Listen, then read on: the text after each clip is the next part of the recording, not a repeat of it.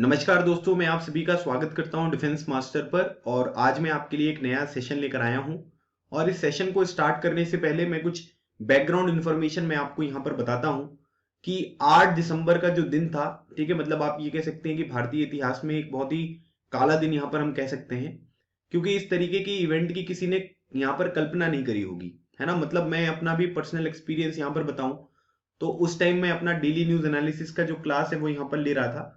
और सडनली मैंने देखा कि हमारा जो व्हाट्सएप ग्रुप था उसमें मेरे एक स्टूडेंट ने यहाँ पर एक फोटो यहाँ पर शेयर करी कि भाई एक हेलीकॉप्टर जो है वो यहाँ पर क्रैश हो गया है। और उस क्रैश में जो है वो जनरल बिपिन रावत जी के साथ साथ 13 दूसरे लोग भी जो थे वो यहाँ पर सवार थे।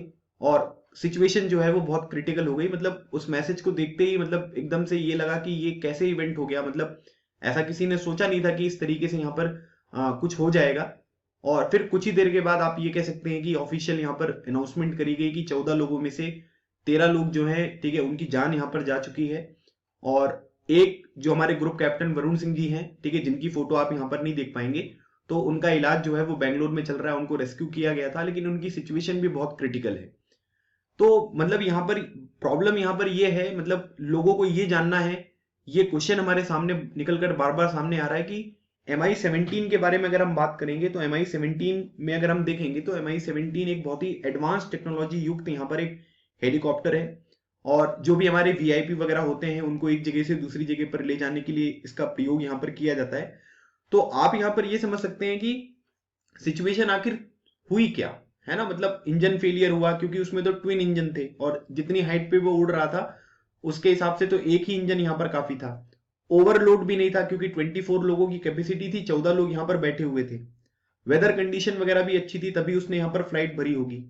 जो यहाँ पर आप ये कह सकते हैं कि जो आपके पायलट थे, ठीक है, वो भी हाईली एक्सपीरियंस थे। 2000 घंटों से ज्यादा का उनके पास फ्लाइंग एक्सपीरियंस यहाँ पर था।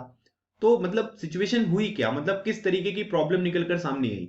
कई वीडियोस के थ्रू हम ये देख सकते हैं कि वहां पर फॉग वगैरह वाली सिचुएशन यहाँ पर थी, लेकिन वो कोई ऑथेंटिक सोर्स से निकलकर सामने नहीं आई है, ना ही इंडियन एयरफोर्स ने उसको यहाँ पर अभी बोला है कि वो सही है।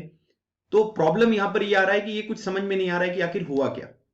तो अभी यहाँ पर क्या है कि एक जो हमारे पास थोड़ा सोर्स यहाँ पर है जिसकी मदद से लास्ट मोमेंट पर उसमें क्या गतिविधियां हुई, है ना, जो पायलट थे उन्होंने आपस में क्या बात करी, ATC के साथ हमारी यहाँ पर क्या बात हुई, उन सब चीजों का एक काला चिट्ठा जो है वो हमें यहाँ पर मिलेगा। और वो किस में मिलेगा, वो एक ब्लैक बॉक्स में मिलेगा।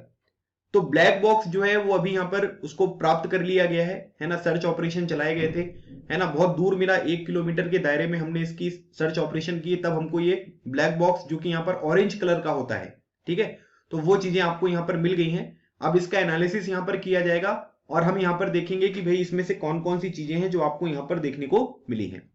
अब ये इवेंट इसलिए भी बहुत ज्यादा इंपॉर्टेंट हो जाता है क्योंकि 1963 में एक हेलीकॉप्टर क्रैश हुआ था जिसमें 6 ऑफिसर्स, मतलब आप ये कह सकते हैं कि बड़े ऑफिसर्स जो होते हैं उनकी यहाँ पर डेथ हुई थी, ठीक है, जिसमें अगर आप देखोगे तो लेफ्टिनेंट जनरल दौलत सिंह जी का यहाँ पर देहांत हुआ था, ठीक है। फिर उसके बाद air vice marshal AW Pinto और भी बहुत सारे ऑफिसर थे जिनकी यहाँ पर डेथ हुई है। और उसके बाद एक ये बड़ा इवेंट है क्योंकि जनरल बिपिन रावत साहब जो थे वो हमारे देश के पहले चीफ ऑफ डिफेंस स्टाफ थे।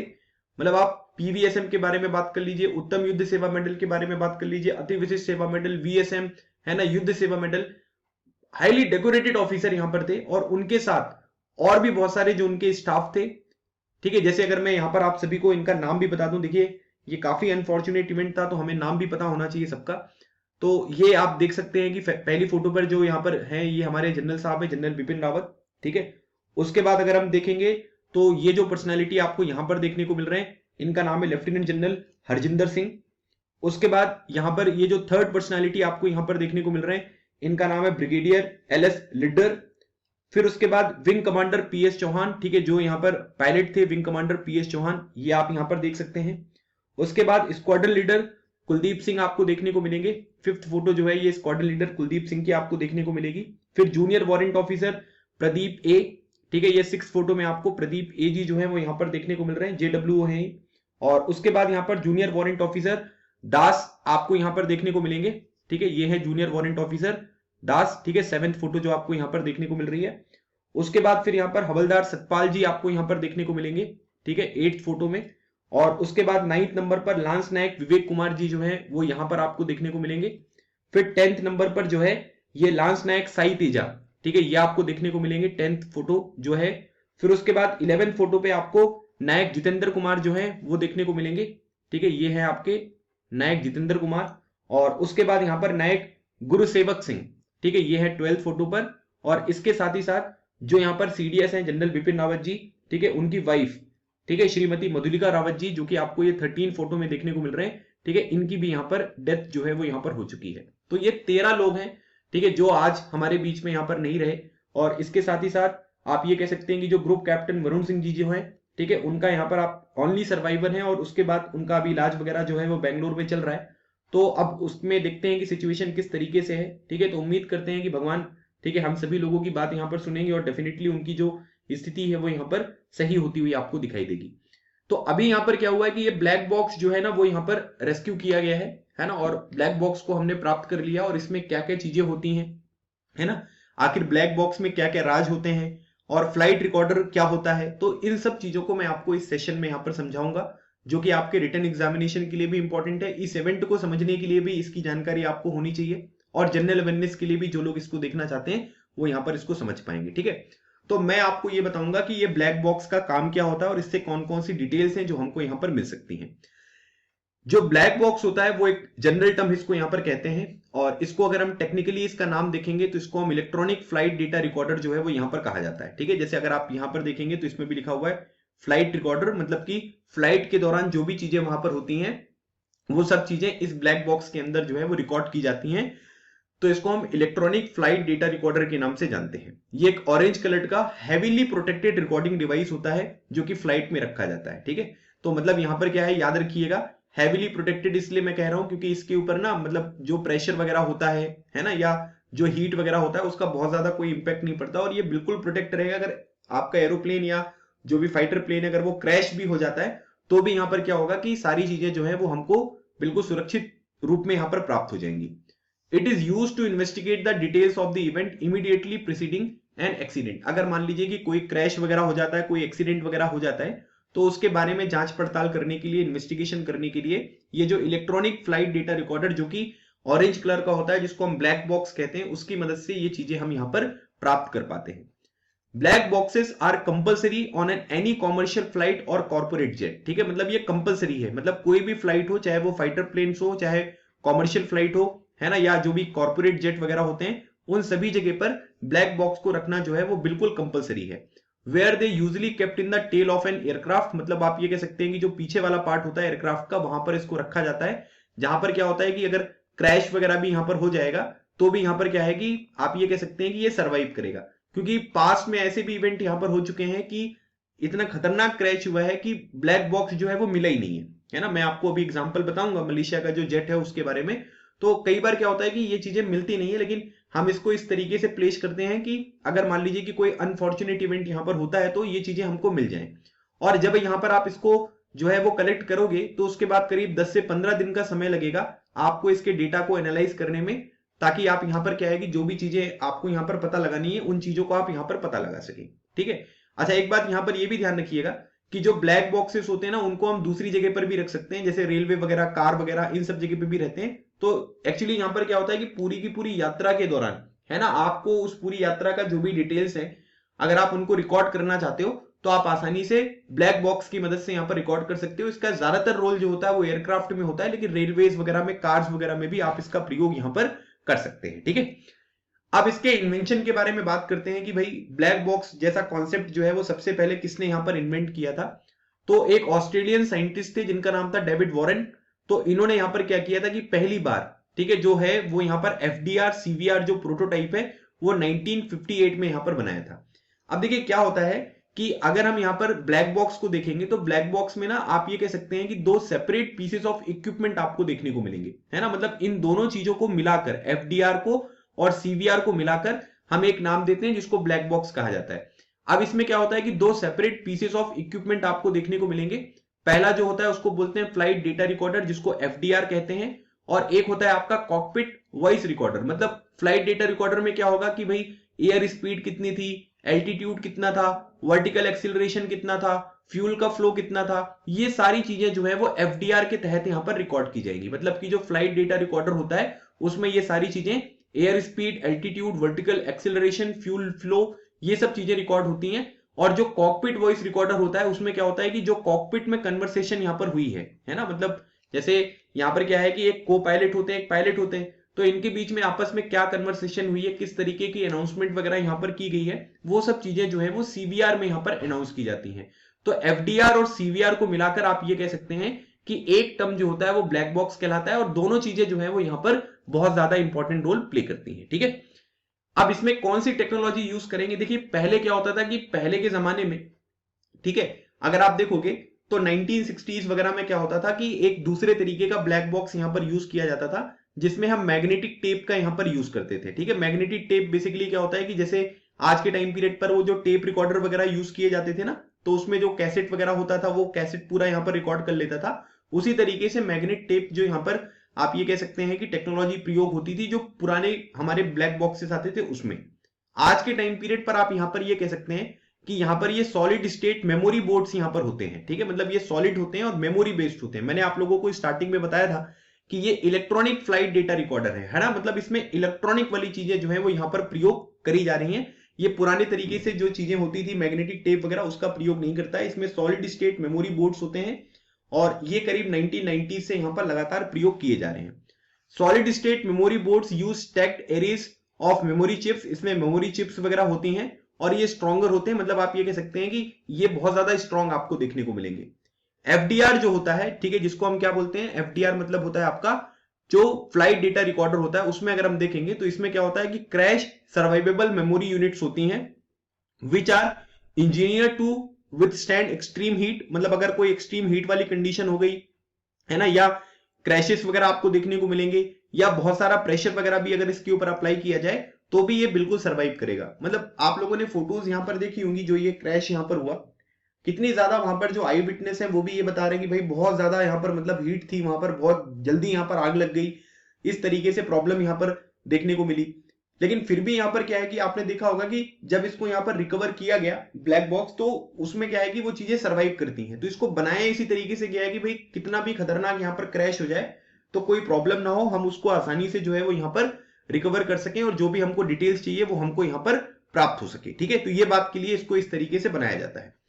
To make black boxes discoverable in situation where they are under water, they are equipped with beacon that send out ultrasound signal for 30 days. मतलब आप ये कह सकते हैं कि अगर मान लीजिए कि पानी वगैरह के अंदर ये चला गया है ना, पहली बात तो ये है कि देखो ये ऑरेंज कलर का है, लेकिन इसको हम ब्लैक बॉक्स कहते हैं। ब्लैक बॉक्स इसलिए कहते हैं क्योंकि उसमें ऐसी इंफॉर्मेशन होती है जो बहुत ही, मतलब आप ये कह सकते हैं कि सेंसिटिव होती है और बहुत इंपॉर्टेंट होती है, इसलिए ब्लैक बॉक्स नाम दिया गया। लेकिन वो ऑरेंज कलर का क्यों होता है? क्योंकि आपने देखा होगा गाड़ी वगैरह में इंडिकेटर वगैरह भी लगे होते हैं, वो ऑरेंज कलर में जलते हैं। इसका रीजन क्या होता है? क्योंकि वो में फॉग वगैरह वाली सिचुएशन होती है तो भी हमको वो चीजें दिखाई देती है तो क्लियरली विजिबल हो। और आप यहां पर ये कह सकते हैं कि ये लाइट भी जो है वो यहां पर एमिट करते हैं और करीब 30 दिन तक यहां पर ये अल्ट्रासाउंड सिग्नल्स वगैरह भी जो है वो यहां पर आपको रिलीज करते हुए दिखाई देंगे, ताकि आप इस चीजों को अच्छी तरीके से डिस्कवर यहां पर कर सको। अगर कभी गुम जाए, पानी वगैरह में चले जाए, तो भी ये चीजें जो होती हैं वो आपको आसानी से यहां पर मिल सकती हैं, और इसी वजह से इसको इस तरीके से यहां पर डिजाइन किया गया है। तो एक तो ये तरीका होगा। अच्छा, अब इसमें क्या होगा कि इसमें ना सारी चीजें होंगी, है ना, मतलब मैंने आपको बता दिया कि भाई एयर की स्पीड यहां पर क्या थी, फ्यूल का फ्लो यहां पर क्या था, कोई भी एरर था क्या, अगर वो चीजें यहां पर पता हो जाएंगी तो उससे पता लगा लेंगे हम। दूसरी बात, जो पायलट है उनके बीच में क्या कन्वर्सेशन यहां पर हो रहा था कॉकपिट में, है ना, उन्होंने किस तरीके की बातें जो है वो यहां पर अनाउंस करी, किस तरीके की बातें इन्होंने यहां पर बताई, वो सब चीजें इसमें यहां पर रिकॉर्ड होती हैं।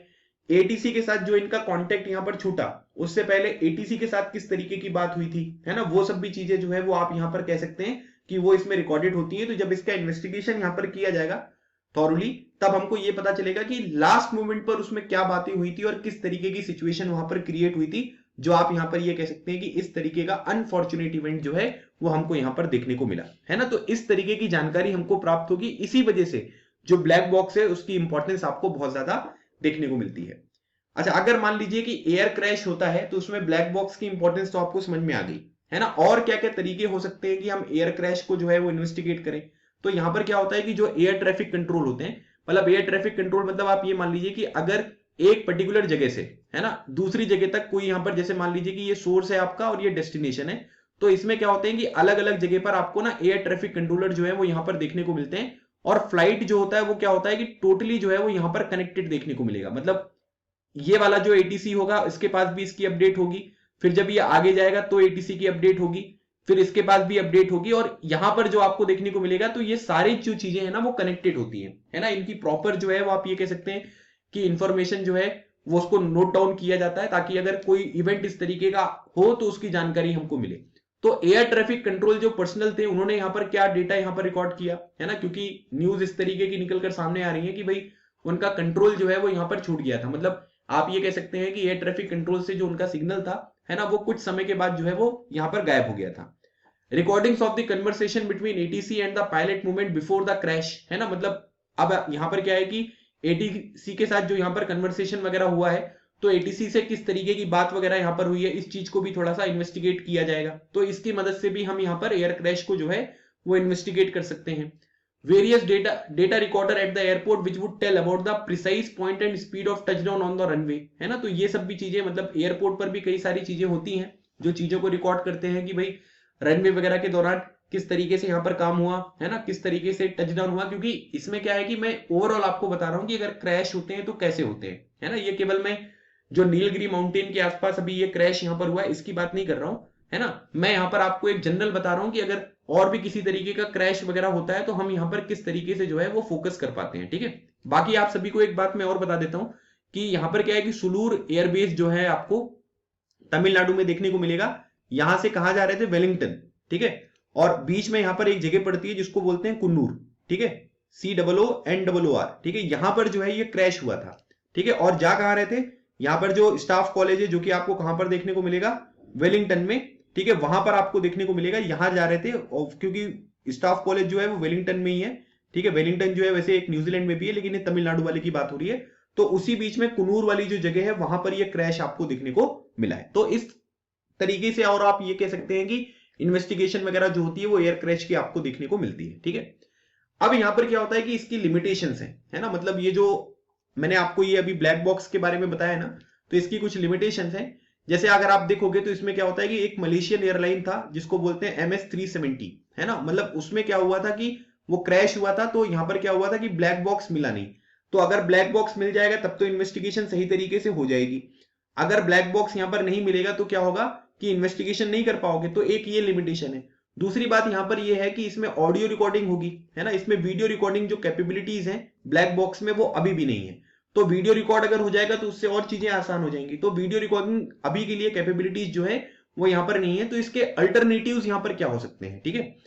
It is being tried to stream all of their essential data directly to a ground based station in real time. मतलब यहां पर क्या होगा कि जो भी ग्राउंड बेस्ड स्टेशन होगा तो उसमें ये बोला जा रहा है कि जो भी इंपॉर्टेंट डेटा वगैरह होते हैं वो डायरेक्टली यहां पर स्ट्रीम करेंगे। इस तरीके की कोशिश जो है वो पहले की जा चुकी है। Which would eliminate the desperate search for a box that may have been destroyed in a crash and will be more dependable। तो इससे क्या होगा कि अगर आप रियल बेस पे जो डेटा होते हैं वो डायरेक्टली ग्राउंड बेस जो भी स्टेशन होते हैं वहां पर अगर आप डायरेक्टली स्ट्रीम कर दोगे तो फिर ये बॉक्स के ऊपर जो डिपेंडेंसी है वो थोड़ी सी कम हो जाएगी। तो इस तरीके के ऑल्टरनेटिव्स के बारे में भी हमने यहाँ पर सोचा, लेकिन अभी तक ऐसा कोई सॉल्यूशन जो है वो निकलकर सामने नहीं आया है। अभी जो हम यहाँ पर यूज करते हैं वो ब्लैक बॉक्स का ही प्रयोग करते हैं, जिसमें ऑडियो जो है वो यहाँ पर रिकॉर्ड होगा, जो भी बातें होती है वो सब चीजें रिकॉर्ड होती हैं। तो एक ऑल्टरनेटिव तरीके से हम आगे ऐसी टेक्नोलॉजी डेवलप कर सकते हैं कि भाई डायरेक्टली जो भी ग्राउंड बेस्ड स्टेशन होते हैं उनको चीजें जो है वो डायरेक्टली स्ट्रीम कर दी जाए और सारी चीजें वहां पर अवेलेबल आपको देखने को मिले, ठीक है। अब एयरक्राफ्ट की सिक्योरिटी के लिए ना कुछ इंपॉर्टेंट ऑर्गेनाइजेशन वगैरह है, उनके बारे में भी आपको थोड़ी सी जानकारी होनी चाहिए। जैसे सबसे इंपॉर्टेंट बात यहां पर याद रखिएगा, इंटरनेशनल सिविल एविएशन ऑर्गेनाइजेशन, जिसको ICAO यहां पर कहा जाता है।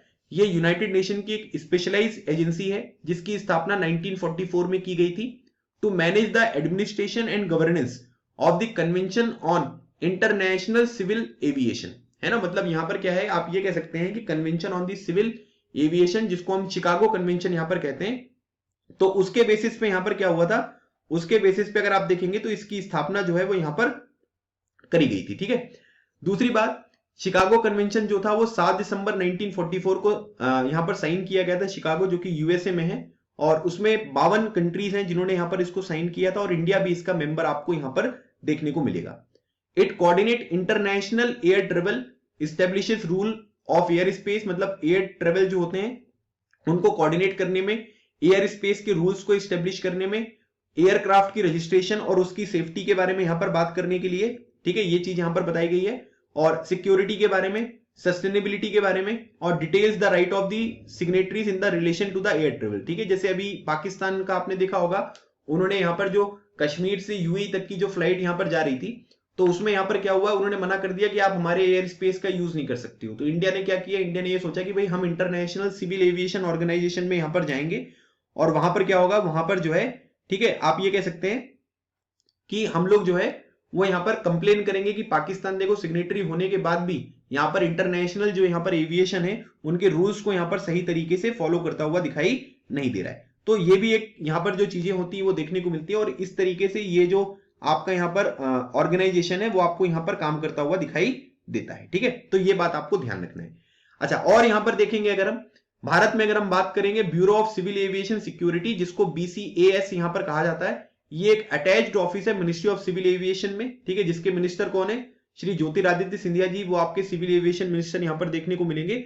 तो हमारे देश में bureau of civil aviation security का एक अटैच्ड ऑफिस आपको देखने को मिलेगा। ठीक है, तो ये क्या करता है कि इसके पास रेगुलेटरी अथॉरिटी होती है, जो भी सिविल एविएशन सिक्योरिटी भारत में आपको देखने को मिलेगी, ये चीजें यहां पर आपको अवेलेबल देखने को मिलता है। ठीक है, उसके बाद अगर हम बात करेंगे एयरक्राफ्ट एक्सीडेंट इन्वेस्टिगेशन ब्यूरो, है ना, ये एक डिवीजन है मिनिस्ट्री ऑफ सिविल एविएशन में, जो इन्वेस्टिगेट करता है एयरक्राफ्ट एक्सीडेंट को और इंसिडेंट्स इन इंडिया। मतलब अगर भारत में कोई एक्सीडेंट वगैरह या एयरक्राफ्ट क्रैश वगैरह यहां पर होता है, तो आप यहां पर ये कह सकते हैं कि ये सारी की सारी चीजें जो हैं वो यहां पर इनके द्वारा इन्वेस्टिगेट करी जाती है, एयरक्राफ्ट एक्सीडेंट इन्वेस्टिगेशन ब्यूरो के द्वारा।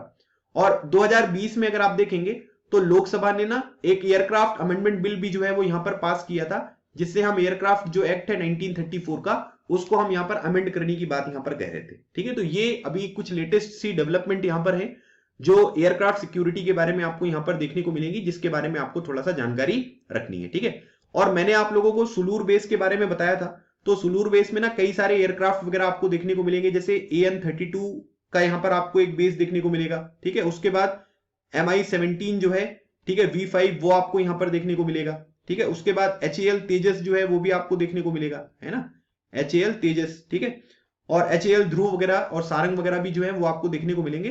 तो और यहां पर क्या है कि जो हमारे ग्रुप कैप्टन साहब हैं, ठीक है, वरुण सिंह जी, जो सर्वाइवर हैं जिनका इलाज यहां पर चल रहा है, ठीक है, HAL तेजस जो है क्रैश होने से बचाने के लिए उनको शौर्य चक्र भी रिसेंटली यहां पर दिया गया था, और यहीं से MI-17 V5 जो है वो यहां पर जो चीफ ऑफ डिफेंस स्टाफ है, ठीक है, जनरल बिपिन रावत और उनके स्टाफ को लेकर वेलिंगटन के लिए यहां पर निकला था। फिर बीच में यहां पर क्या हुआ कि प्रॉब्लम ये इस तरीके की क्रिएट हुई, और जिसकी वजह से यहां पर 13 लोग जो है वो अपनी जान गंवा बैठे। ठीक है, तो ये पूरा का पूरा अनफॉर्चुनेट इवेंट था, जिसके बारे में मैंने आपको जानकारी दी है, और आपको मैंने ये ब्लैक बॉक्स के बारे में पूरी जानकारी बताई है ना, कैसे टेक्नोलॉजी वगैरह यूज होती है, किसने इन्वेंट किया था, ये सारी की सारी डिटेल्स सब आपको पता चल गई है, क्योंकि ये आपसे पूछा जा सकता है अगर आप अपनी SSB इंटरव्यू वगैरह में जाएंगे, तो इस बात को आप यहां पर ध्यान रखिएगा। ठीक है, चलिए, और बाकी आप हमारे डिफेंस मास्टर ऐप को डाउनलोड कर सकते हैं, है ना, काफी सारे कोर्सेज बहुत ही कम दाम पर मैं आपको प्रोवाइड कर रहा हूं। जैसे FCAT प्रिपरेशन का कोर्स है ना, इसमें कुछ नहीं करना है, आपको 6 महीने की वैलिडिटी मिलेगी, 1500 में आपको मतलब इतने सारे वीडियोस मिलेंगे कि आप उसको भी देख लोगे ना तो आपका पूरा पेपर जो है वो आसानी से क्वालिफाई हो जाएगा। NDA एग्जामिनेशन का GAT मतलब पेपर 2 है ना, जिसमें इंग्लिश, साइंस वगैरह सब कुछ मैंने कवर कराई है, तो इसमें भी 6 मंथ्स की वैलिडिटी है। लाइव क्लासेस भी होती हैं, ठीक है, जिसमें मैं आपको current affair, daily news analysis यहां पर पढ़ाता हूं, और स्टैटिक जीके की क्लासेस है। और SSB का कोर्स ऑलरेडी रनिंग है, अगर आप इस कोर्स में इनरोल करेंगे तो आपको जो अभी वाला कोर्स चल रहा है उसकी भी क्लासेस मिल जाएंगी, और जो हमारा अपकमिंग कोर्स यहां पर स्टार्ट होगा जनवरी में, 1 जनवरी से, उसकी भी लाइव क्लासेस आपको मिल जाएंगी। CDS का कोर्स भी है, CDS का कोर्स भी देख सकते हैं। बाकी ये मेरा नंबर है, अगर आपको किसी भी तरीके की कोई प्रॉब्लम हो, डाउट हो, तो आप मुझे ईमेल भी कर सकते हो, कॉन्टेक्ट भी कर सकते हैं। और आपको कैसा लगा ये सेशन आप मुझे बताइएगा। ठीक है, डिफेंस जो मास्टर यूट्यूब चैनल है, ठीक है, इसके कमेंट सेक्शन में आप बता सकते हैं कि वीडियो कैसा लगा, और अगर आपको वीडियो अच्छा लगा है तो आप अपने दोस्तों के साथ भी इसको शेयर कर सकते हैं, ताकि उनको भी थोड़ी सी ब्लैक बॉक्स के बारे में जानकारी यहां पर मिल जाए। तो गाइज, ये था आज का हमारा सेशन। आई होप आपको ये सेशन बढ़िया लगा होगा। मिलते हैं हमारे नेक्स्ट क्लास में, तब तक keep smiling and keep preparing. लगे रहो, एग्जाम क्लियर करो। Thank you so much. जय हिंद।